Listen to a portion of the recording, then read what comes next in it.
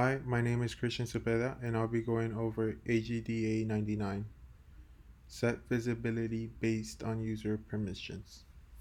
The user story is, as a user, I would like user level access to pages so that I can view and access the pages that correspond to me only. Some of the acceptance criteria was determine different levels of users permissions and implement a system for the admin to edit those permissions. Check user role and assign routes to each user so that they can later access them. So I'll go ahead now and show you the code. So initially, when the user hasn't logged on, the state of this application should have a token, a user role, a user key, and they're currently empty. So the user would go here in this portion of the code. This is the login. Um, so they would need to log in, input their credentials. Once they're authenticated by the database, on once they're authenticated, then it would essentially return back some information, and that information would be I'm checking the session storage to see if it has a token, the user role, and a user key.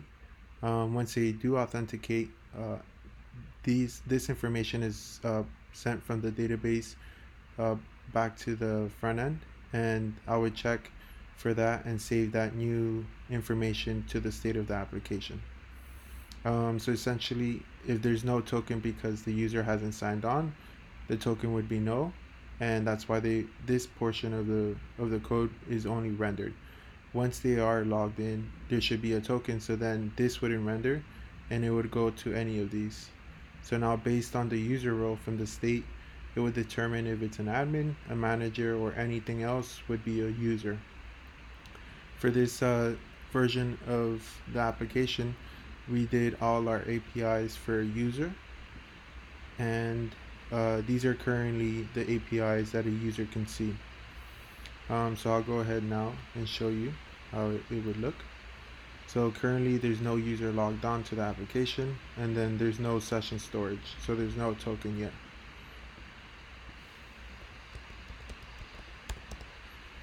So once I hit submit, this information is sent to the backend, so the email and the password is sent to the backend. They're authenticated, and essentially we return that token, the user ID, and the user role. So in this case, it's an admin, and there's a token.